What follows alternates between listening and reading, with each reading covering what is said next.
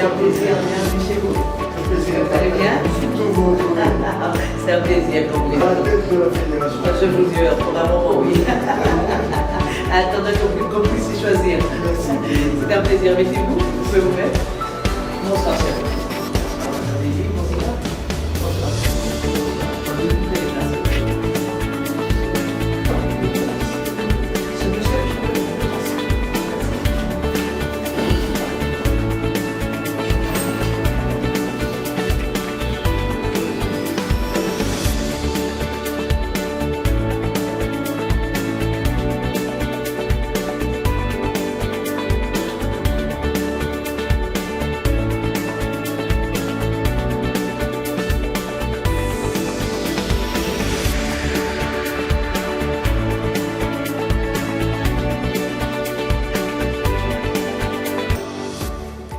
Bon, en fait, ce n'est pas au premier dépôt qu'on décide de l'éligibilité.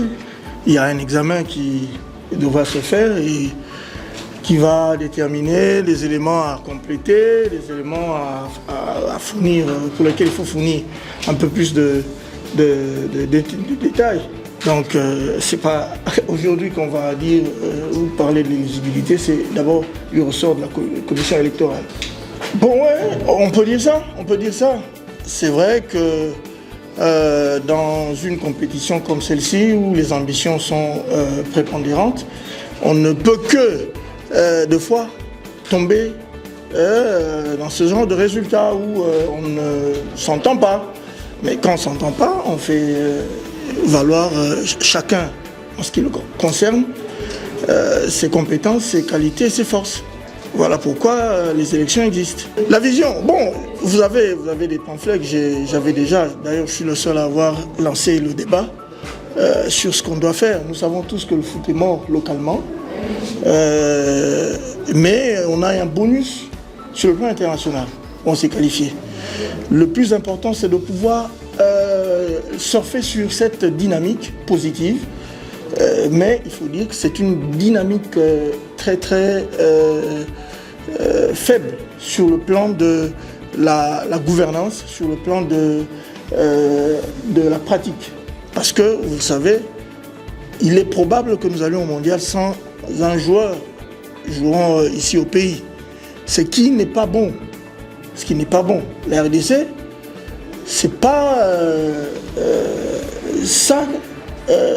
C'est un grand pays de football.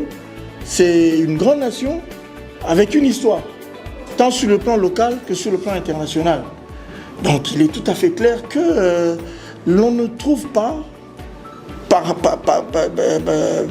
exemple, des joueurs de V-Club, de Mazembe, de Lupopo, de Dering, de je ne sais quel club, qui sont connus sur le plan international. Vous allez partout ailleurs, on connaît ces clubs-là et on vous demande qu'est-ce qu'ils sont devenus. Donc il y a lieu de travailler de manière intelligente à concilier cette donne où sur le plan local il y a un problème et sur le plan international il y a un bonus. C'est l'intelligence et les compétences qui vont travailler là-dessus. Voilà pourquoi dans ma liste, dans mon comité, il y a des technocrates. Nous avons voulu et nous voulons que le débat, déjà au niveau du comité exécutif, soit élevé. Lorsque le débat est élevé au niveau du comité exécutif, il attire la pratique, la gouvernance dans les autres juridictions. Donc c'est tout à fait clair que nous puissions regarder ça avec un œil très pointilleux. Naturellement, vous me poserez la question pourquoi? Mais oui, parce que d'abord on a neutralisé le CONOR, qui était un élément, un outil de sabordage. Vous avez vu, vous avez avec nous, c'est le seul CONOR au monde qui a été mis à côté avant les élections. C'est-à-dire qu'on a mis un CONOR, mais on n'a pas normalisé. Parce qu'il n'y avait rien à normaliser. Il n'y avait rien à normaliser et on se rend compte qu'à la fin, on doit les mettre de côté pour laisser la secrétaire générale travailler avec toute transparence. Nous avons foi à cette dame qui n'est pas née de la dernière pluie. Elle a été présidente de la commission du football féminin. Elle est fille d'un journaliste célèbre. D'abord, il faut vous le dire, qui a travaillé avec mon père, chez Lucien Timpoupou, qui était de la délégation des Zaïrois à l'époque qui étaient allés aux États-Unis pour discuter de la faisabilité du combat Ali Foreman.